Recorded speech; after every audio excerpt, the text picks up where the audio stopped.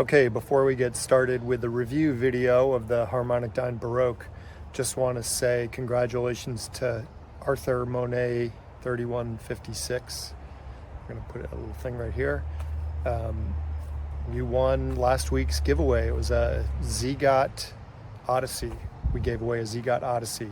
So if you're Arthur Monet 3156, send an email to support@linsoul.com and take a screen grab of your YouTube profile picture or your profile page so that we know that it's you, and we'll send it right out. Super excited. We're going to do another giveaway this week, so you have 72 hours from the launch of the video to subscribe, like, and comment, and we'll give away something cool. Hope you enjoy this week's video. I'm James Demer, the audio nomad. Today we're going to talk about the Harmonicdyne Baroque, which is Harmonicdyne's latest headphone. It's a 60mm driver that's a metal cone coated in ceramic particulate. It's open back, it's a fun design, and I think it's their best model yet.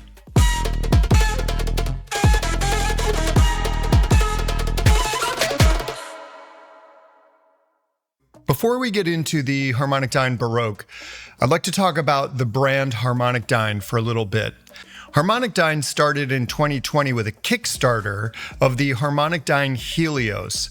I happen to know a little bit about the founding of Harmonicdyne because the young man who started Harmonicdyne is a friend of a friend. It's a Chinese brand, but it was started by a super hi-fi enthusiast who happened to be just out of university, was into headphones, and was also into making his own stuff. So he created the Harmonicdyne Helios, funded it with a Kickstarter, and was off and running. The Helios, which I believe was around $139 if you got it on the Kickstarter, and $200 if you were to pay full price after the Kickstarter, was a dynamic driver set. I believe everything that Harmonicdyne has come out with is dynamic driver. They haven't done any planar or air motion transformer or anything like that that I know of. Let's talk about Harmonicdyne as a business for a little bit. When you make a product, let's call it a headphone, essentially what you have are plastic molded parts that need to be injection molded. They call that tooling. So there's a lot of tooling involved in making a headphone like this, and it's very expensive to make the tools. Once you have the tools made, it's very inexpensive to pop out the parts that come off the tool. One thing that Harmonicdyne did that I thought was pretty interesting and pretty smart was they kept a lot of the tooling from their first model and they carried it through to many of their other models. This gave them the opportunity to reduce their upfront costs by a considerable amount, but they were able to spend a lot of time and development and less money in changing the internals of each headphone. So the driver type, the impedance of a driver, probably the shape of the internals that the driver sits in, were all things that were changed to allow for a different sound for each headphone and a somewhat different look. There's frankly not a ton of difference in the aesthetics between the first 4 or 5 Harmonicdyne models. You'll find that the things like the pads change, the faceplate changes, the thickness of the headband will change, possibly some of the textures will change, but generally speaking, that's about it. Obviously, the drivers change and the sound changes, the packaging changes.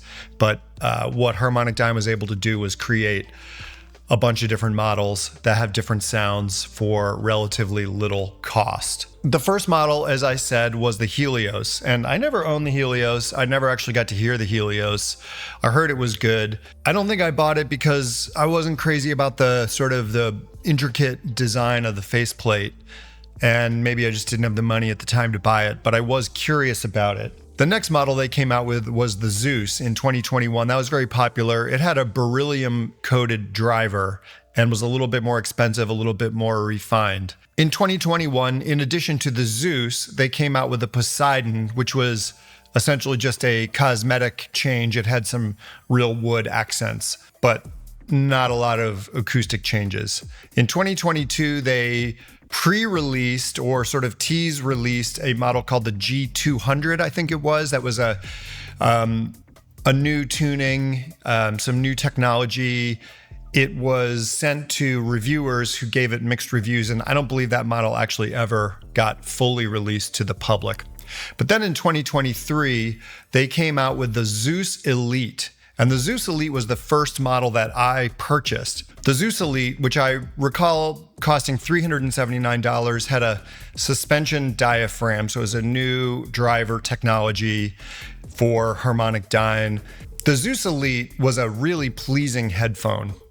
Great sound stage, nice detail retrieval, great microdynamics. I would say it was a fairly safe tuning. I like the Zeus Elite a lot because it was comfortable to wear, fit my ears well, not too heavy. The cable selection that Harmonicdyne has included with its headphones is always good, and the Zeus Elite was no exception. Came in a kind of a fancy display box, which probably cost a lot of money. Well, I don't know if it cost a lot. It looks expensive. The build quality of the headphone is okay.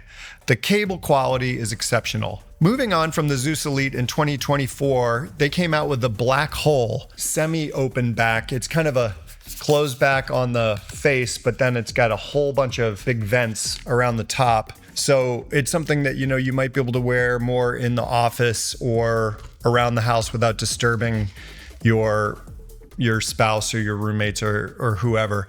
Because it was a semi-closed back, it tended to lack a little bit of a spaciousness that you got with the Zeus Elite, but easy to drive, a really fun listen, also extremely comfortable. And the Black Hole was not that expensive, $99, probably the best value to date of all the Harmonicdyne products. In addition to the Black Hole, they came out with the semi-closed back Harmonicdyne Eris, which was a Zeus collaboration.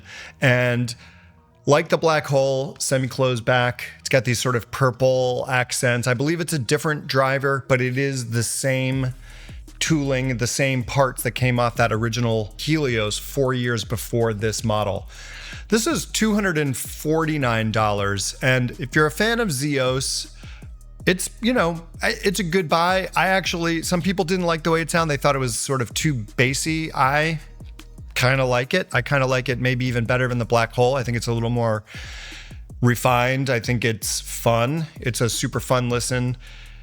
A lot of the money must be going to the commission that Zeus is making, because I don't think it's a $249 headphone, or it's certainly not a $150 upgrade from the Black Hole.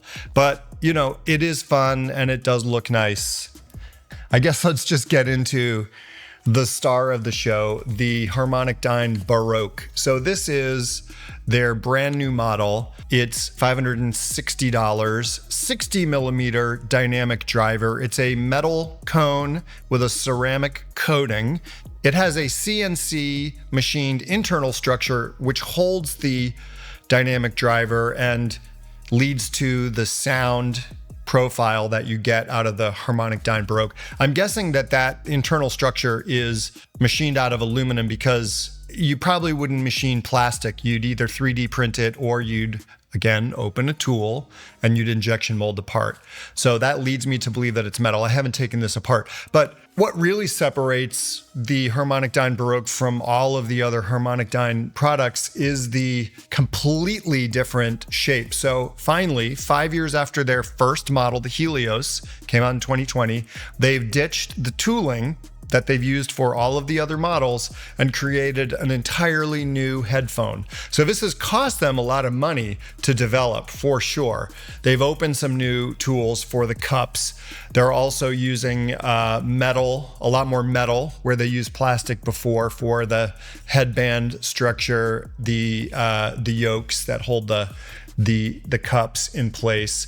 I'd call it a mid-century modern design. It's a really beautiful design. It's probably one of my favorite looking headphones, maybe of all times. It's beautiful. It's a rectangular cup that's sort of off axis a little bit with this metal grill that's also off axis from the cup a little bit.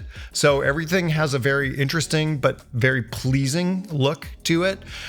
It's all matte and I'd say kind of a satin black. The cup itself has this sort of splatter finish, which is actually quite nice looking, with the exception of this aluminum rim detail, which is bright and, well, it's not shiny. It's again a sort of a brushed finish. And then you have a little brushed detail here on the pivots and then this brushed aluminum top part. So the whole thing looks extremely well thought out and design forward.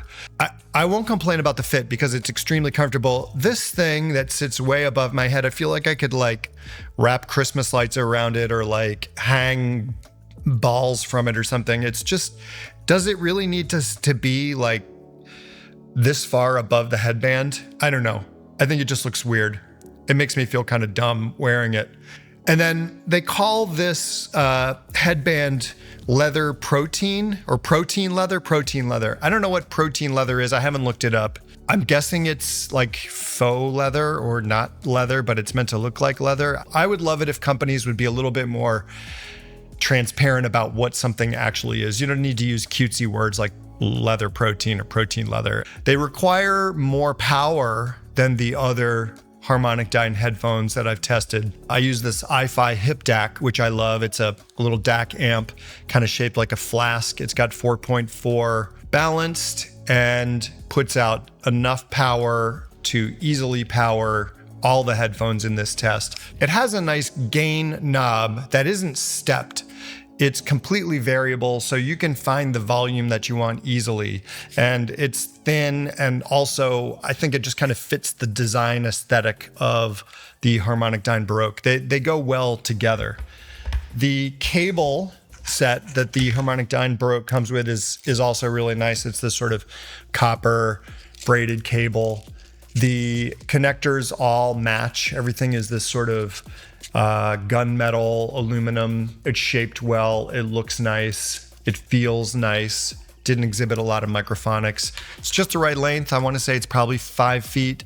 You either get a 4.4 balanced or a 3.5 unbalanced.